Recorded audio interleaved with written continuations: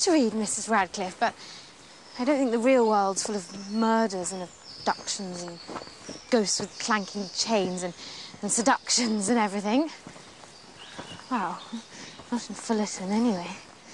Perhaps not quite so many murders and abductions. But broken hearts, betrayals, long-held grudges, schemes of revenge, fear, hatred, and despair. They're not part of all of our lives, even in Fullerton. I don't know. I'd like to think not. Well then, I hope your experience of life is the exception that proves the rule.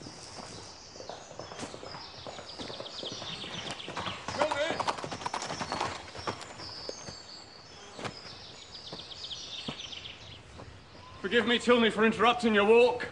I've no time to lose. Of course. You're expected. Mum? Come, let's walk on a little.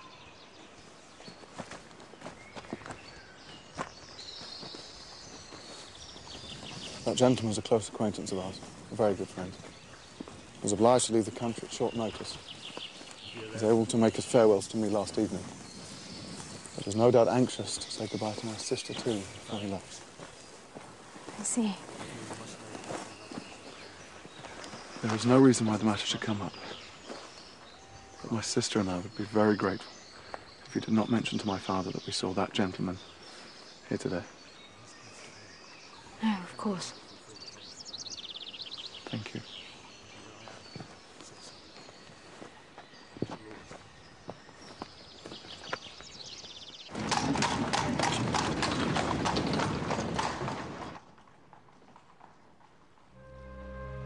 The monk reeled from the unholy sight. "Receive this talisman," she replied. "While you bear this, every door will fly open, and walls will melt away. It will procure you access tomorrow night to Antonia's bedchamber."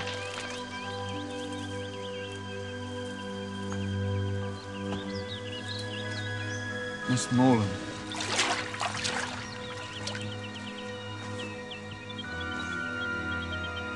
Nothing to be ashamed of. It's all God's creation. Come.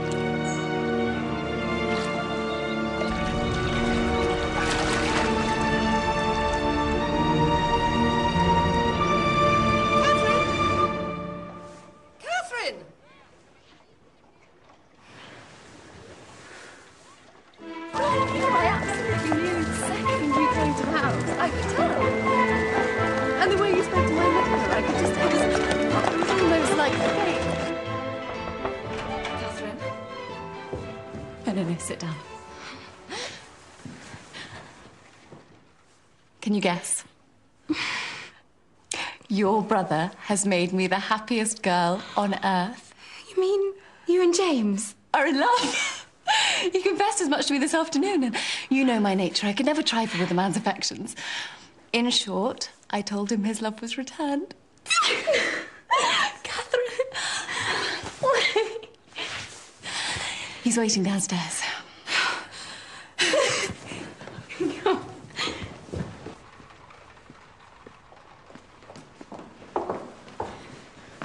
I know I needn't ask whether you approve, Catherine. No, indeed. Though I'm surprised. It's all happened so quickly. Not so. I believe I've been in love with your friend since the first time I set eyes on her. And I. The very first day he came to us last Christmas. The very first moment. I remember I wore this yellow gown. My hair was up in braids. I'm come to say goodbye, Catherine. I'm going straight to Fullerton to seek our parents' consent. Ah, Morland, there you are. Miss Morland, sadly, I too must take my leave for the present. Just for the present. I'm going to accompany James to Fullerton and then on to town to help him choose a ring.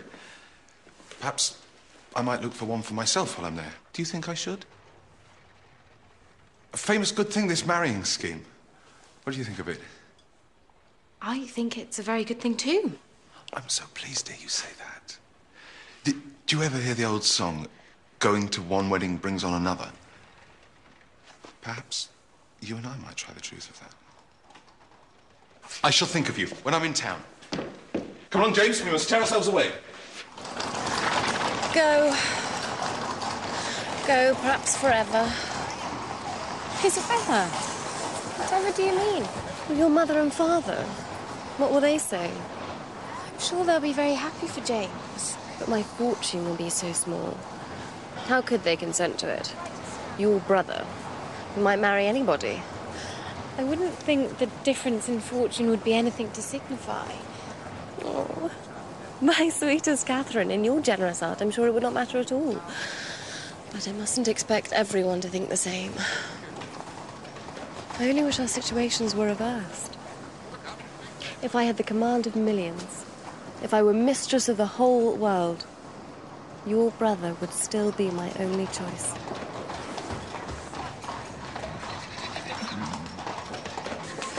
Now, Catherine, you know I'm only here for your sake. You know my heart is 40 miles away. And as for dancing, don't mention it, I beg you. It is quite out of the question. I dare say Charles Hodge will plague me to death about it, but I shall cut him very short, I can tell you.